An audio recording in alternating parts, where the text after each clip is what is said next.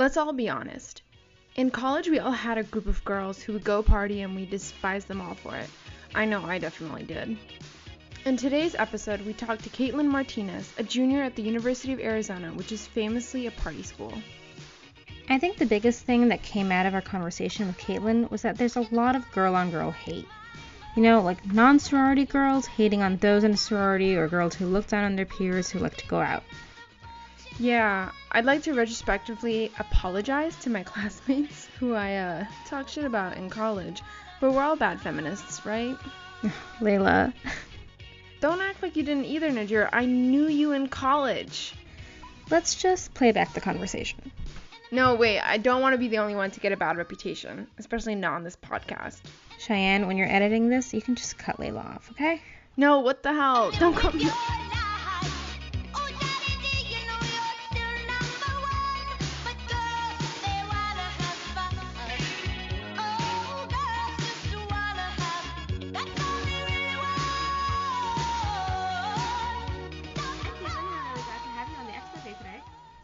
Do that all over again. That was really awkward. Hi, Kaitlin. Thanks for joining us. Hi. I'm sorry. This is going great so far. We're so excited to have you on the show today. Thank you so much for joining us. So today we wanted to talk to you. You're currently attending the University of Arizona. What year are you? I'm an incoming junior. Okay, awesome. So the University of Arizona, I have been informed, is a notorious party school. And I've heard that you love partying, but you're also fiercely feminist. So We wanted to kind of talk about that. What exactly, for those of us that don't know, myself included, what exactly is party girl culture?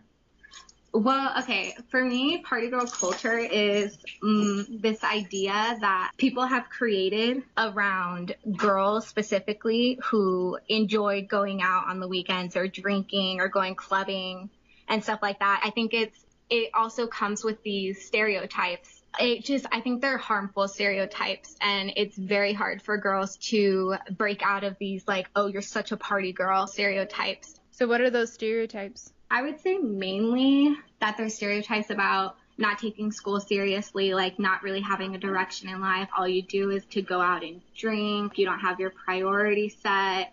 A lot of the times I think people assume that girls that go out all the time aren't necessarily smart and that they have nothing better to do with their lives type of, I would say that idea. Mm-hmm. Why do you feel people consider you to be a party girl? I think probably just because, for one, I go to like a notorious party school. Like every time I tell someone that, oh, I go to U of A, one of the first reactions they have is, oh, like you like to party, don't you? So first that, and then secondly, I was in a sorority. So automatically people are like, oh, you're in a sorority to party.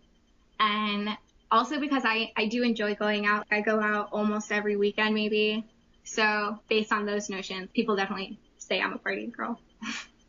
So it sounds kind of like you're saying that this idea of a party girl culture is more of a construct as opposed to being an actual thing. It's more of an idea that people have of women who partake in, I guess, in this partying, clubbing kind of activity. Yeah, definitely. Obviously, wherever you go, you're going to find someone that fits that stereotype, or you're going to be able to find someone who does, like whether it's true or whether that's a preconceived idea that you have.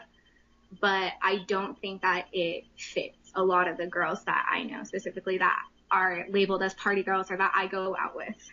Have you felt like you've received any kind of negative attention for being the kind of person who likes to party? Yes, I do. I definitely think people think lower of girls who like to go out. This past summer, I was talking to a few friends and family and whatever about school and everything and how I was in a sorority, and they were asking me like what it's about or like what I do if I like it. And then they're like, oh, your grades must be terrible. And that's not fair. And they're not. I'm an honors student. Like I'm in the honors college. I can graduate early if I wanted to. And I think it's this harmful labeling that puts these party girls in a box that's very hard to break out of because people have so many preconceived ideas, and it's not fair for someone, or it's not even that it's not fair, but it's hurtful to have someone assume so many things about your life just because you have a few Instagram posts of you going out with your friends. So I think that brings negative attention in that sense. I definitely think people are just judgy in general of party girls, and they don't really give them a chance to break out of that shell. Once you're labeled as a party girl, or any label really, you seem to be stuck there for a while. How do you deal with those comments?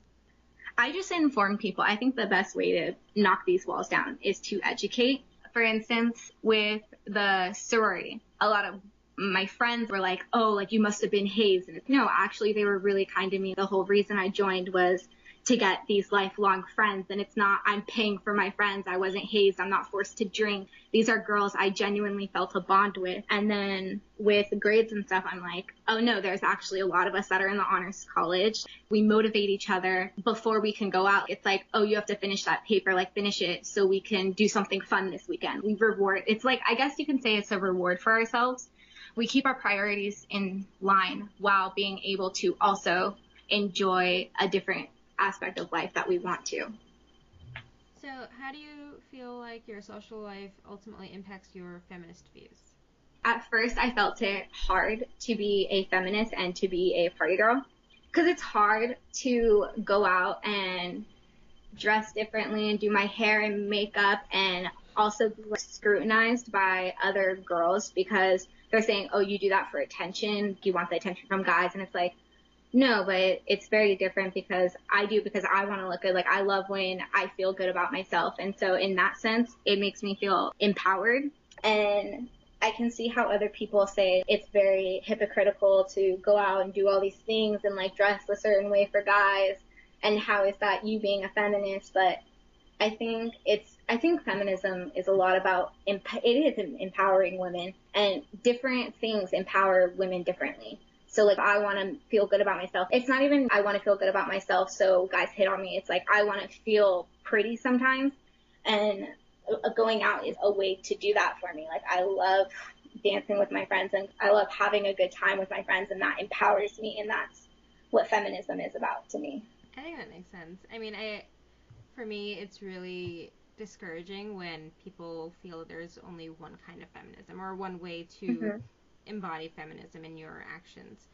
I think there are a lot of folks out there who think that being feminist, there are people who really think that being feminist means being man-hating, or it means, that you have to dress a certain way, you have to look a certain way, you have to, constantly be in fight mode, or that the way you look and the way you dress and how you interact with other people has to be within a certain kind of format or form, like I suppose. And so, yeah, I mean, like that whole idea of, if you're dressing up, if you're, putting on your makeup, if you're dressing in a certain way and people assume, you're doing it for men, one, if that's kind of what you want, I kind of feel like that's up to you. No one should use that as a way to kind of bash your feminist views. But even if it is just for yourself, and if it's not for men, if it's just for you, then that's the way you practice your own feminism. You're doing what you want to do and doing what makes you feel good. And I think that it's really problematic that there are those out there who see it as being anti-feminist, It's also just like harmful, especially when other girls attack girls. And we see it happen so often with going out, and they're like, oh, what a slut. And it's like, it's disappointing to see other girls act that way with other girls, especially when we should be helping each other and not being competition all the time. And I think it's more about accepting different views, and especially what you were saying about like how a lot of people think like feminists are like these one cookie cutter mold, like they all have these characteristics, and it's completely different. Feminism means something different to everyone. So do you feel, I guess, in that thread that sorority girls and the party girl movements can be feminist? I do. I've gotten a lot out of being in a sorority. Being in a sorority, I feel like there are a lot of negative ideas around girls in sororities. I think that there does need to be changes to the Greek life, obviously, but I have gotten a lot of benefit out of meeting different girls. For instance, in my sorority, I met a girl who was in a pre-law fraternity, And she introduced me into that, and she was like, hey, you know, like, I know you want to be a lawyer. Maybe this is something you'd be interested in. And it's also, I've made a lot of connections out of it as well. So I think there are a lot more benefits that people don't realize.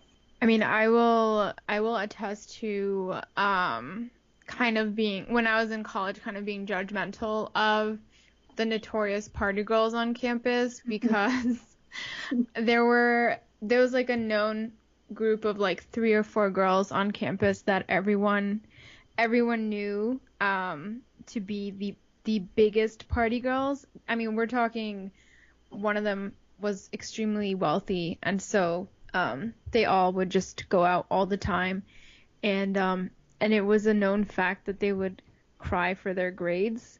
And so I always had this like minor bias against people, or, you know, people who consider themselves to be party girls, because these girls, at least to the rest of the people who were either not party girls or not admitting to be party girls, these other people felt like, oh, these girls had an unfair advantage, like they had an unfair advantage at the grades. So it's interesting to hear your perspective on things, because it's definitely not one that I heard when I was at school a few years ago. Yeah, I mean, every Greek life system is different, but I mean, at my school specifically, like, for our sorority, we had 4.0 dinners, where if you got a 4.0, they would take you out to a really nice dinner somewhere.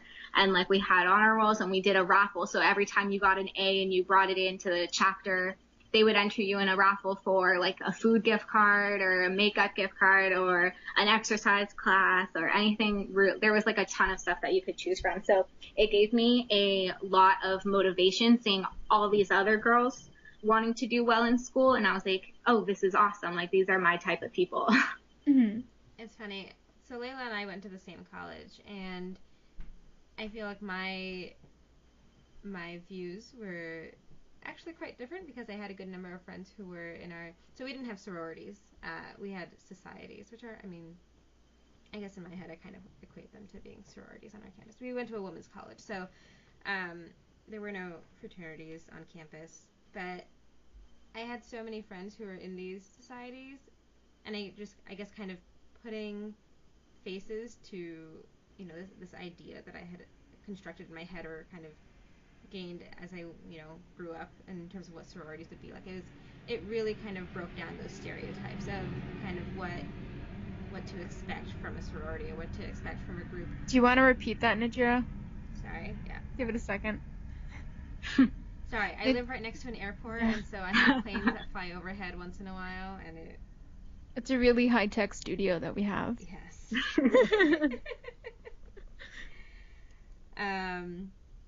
But what was really, I guess, helpful to me in terms of understanding what a lot of these women were like, is just I had a good number of friends who were in these societies, and, you know, I knew these girls to be brilliant.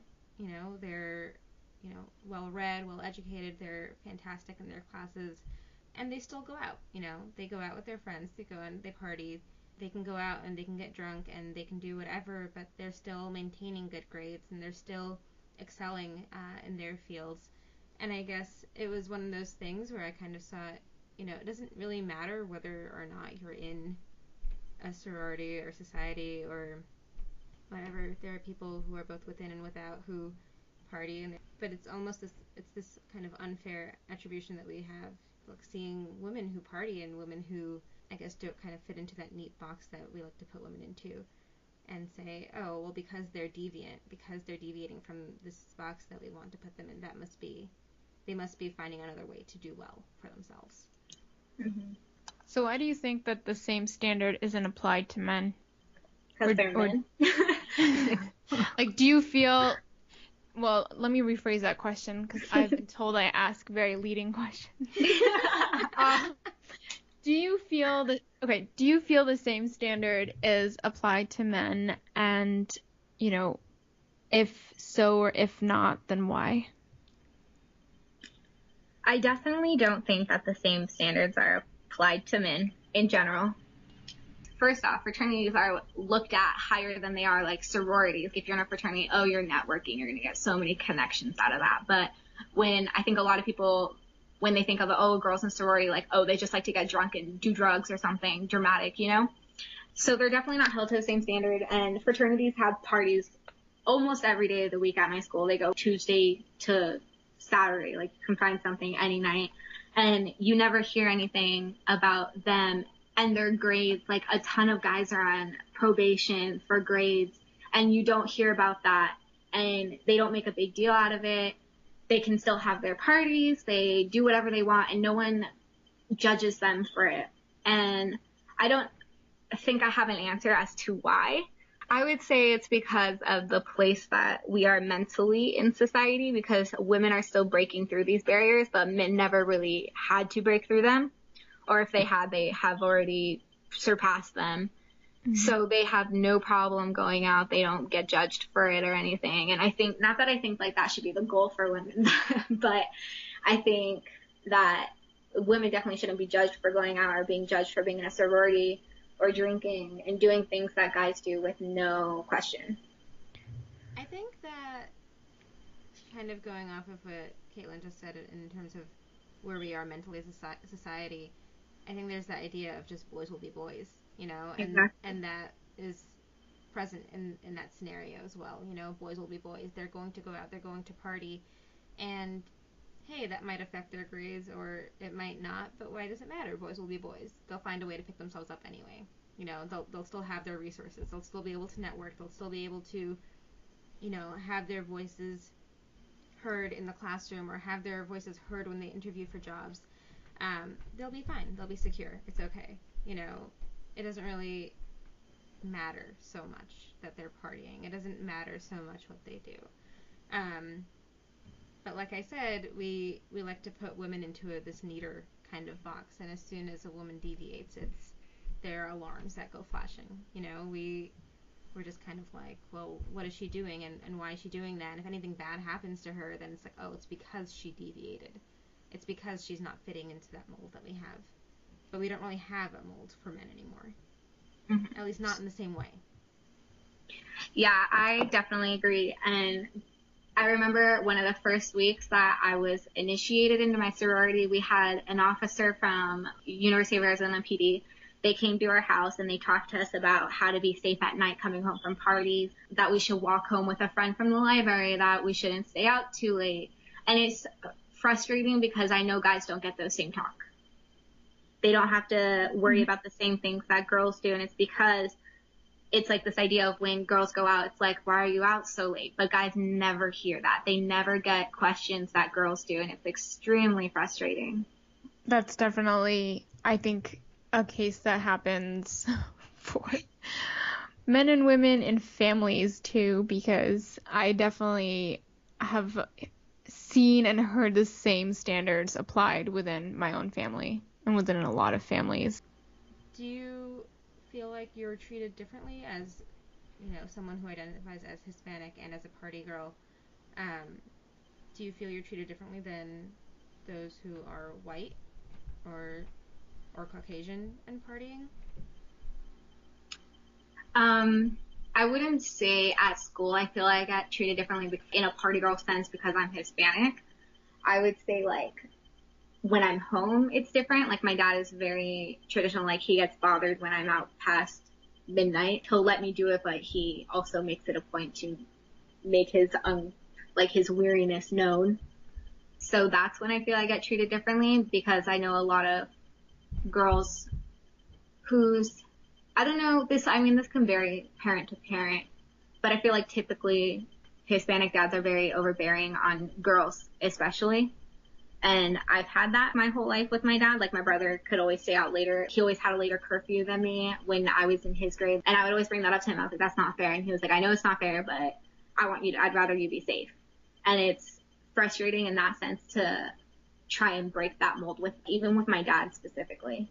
So it's more of an issue that you're seeing within, I guess, the broader Hispanic society as opposed to being something that you're facing at school. Yeah, I would say so.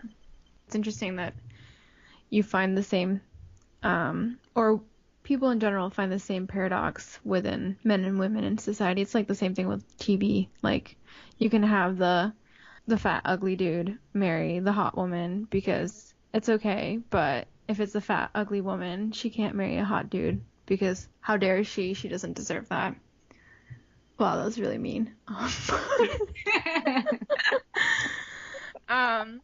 So going back to party girl movements, how do you feel that it plays into modern day notions of feminism? Well, for me personally, I find it very empowering, and I love the fact that I can do things that, like, my grandma couldn't do. She always tells me that. Whenever I come back from school, she's always like, I lived with my mom until I was 25 and I had a curfew at 11 o'clock at night. And I think that it's great that I'm able to go out and come back at 2 o'clock in the morning, and that's okay now. And that's not that it's not looked down upon, but it's not looked down upon on the same level that it was when my grandma or when my mom was growing up.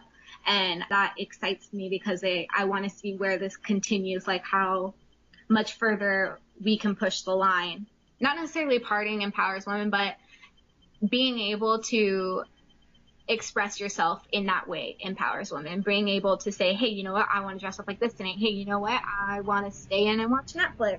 I think this party girl culture gives women options. I just think that it creates more outlets for women to express themselves, and I think that's important.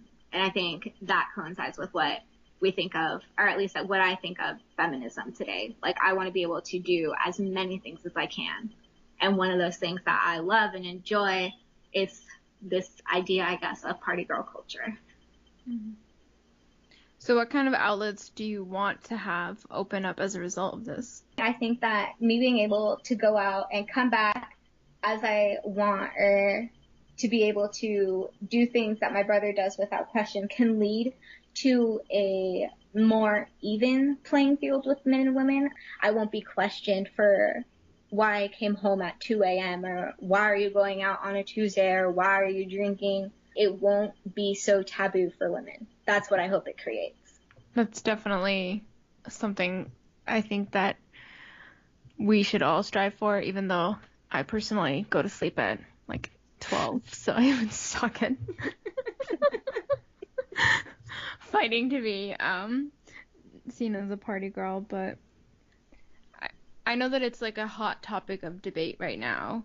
Mm-hmm. So what are your thoughts on, on the nudity movement and on the free the nipple movement? I guess that's what they what people have coined it as these days. I live for the free the nipple movement. I just think that it's one of those things where it's like, if you choose not to express yourself that way, if you don't want your body to see that way, that's fine, and that's completely your choice, and you should be able to make that choice. But I also think that Miley Cyrus shouldn't be completely demolished by media because she went to a beach topless. Like, I don't think it should be that big of a deal. And I think that having these movements to desexualize girls' bodies are very important. Do you feel that the desexualization of women's bodies will ever be something that is reached? I don't think in the near future that it will be reached.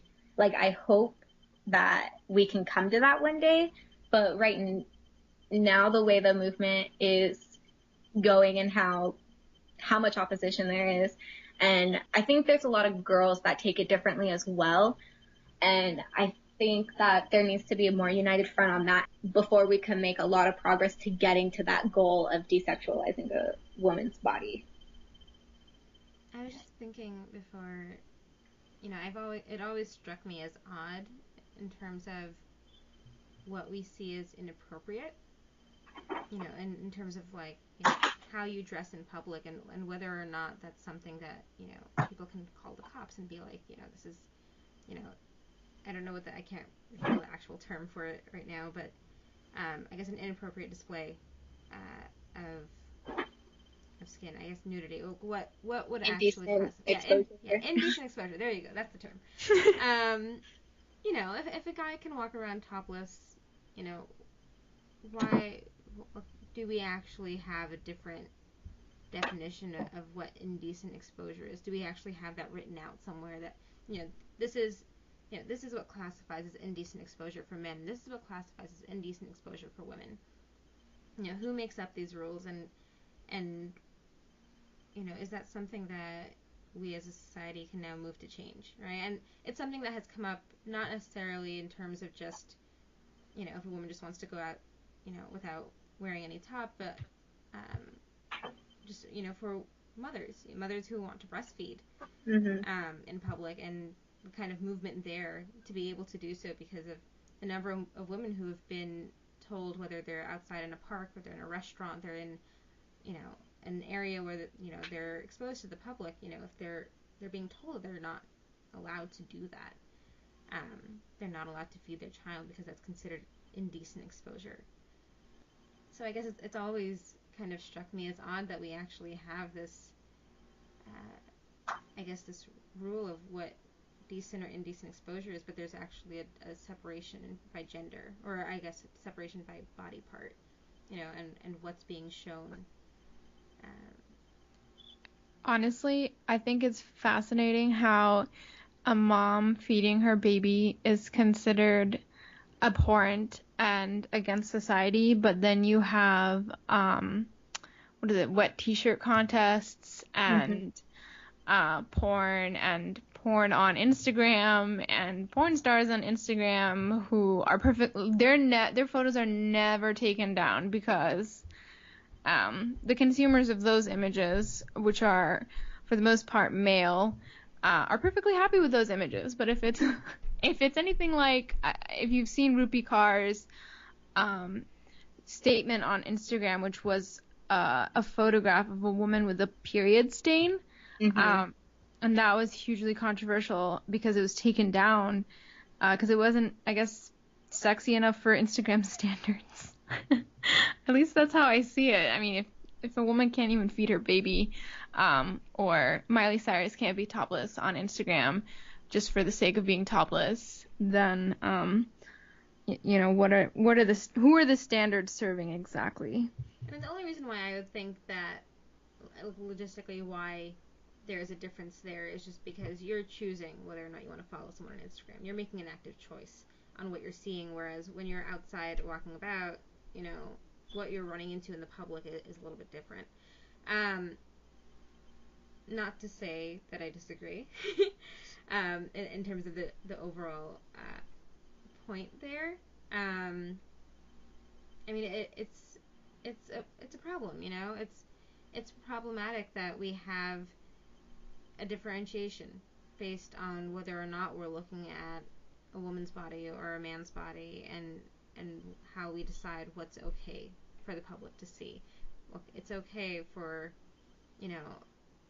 a guy to be dressed in just shorts or in whatever they're wearing, but women have to be more covered. Women have to be, there are parts that shouldn't be seen by everybody, regardless of what the woman wants. I don't know.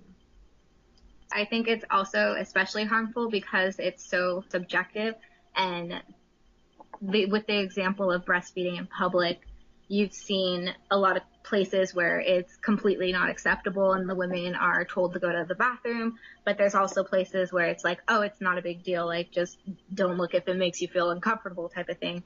And so it's like, it's hard to know what is not necessarily okay, but like what page we're on if there's not a consistent standard. That's definitely interesting. So what would you want, I guess let's say you graduated, well, you're going to graduate. So you're graduating from University of Arizona. What do you want your legacy to be? Whether that's within the party girl culture or stereotypes, or just generally on campus? I don't necessarily need to leave a footprint. I just don't want to fall into a standard that I don't want to represent myself as. I want to be able to have gone through college and have gone through these past 4 years and been like, I'm satisfied with how I represented myself, what I did for myself, and what I did for Hispanic girls specifically, I guess. Mm-hmm. That is my short-term goal. I want to be able to say, like, look, hey, you can do it too. I did it. I think that's an awesome footprint to leave, frankly. All right. Well, I think we've had a really good conversation today. Laila, you think we should wrap it up? Yes. I am actually dealing with a kitten who was crawling all over me, so I apologize for being half engaged with the conversation. I'm usually a little bit more engaged, but this cat has the sharpest claws, so I was trying to keep as quiet as possible.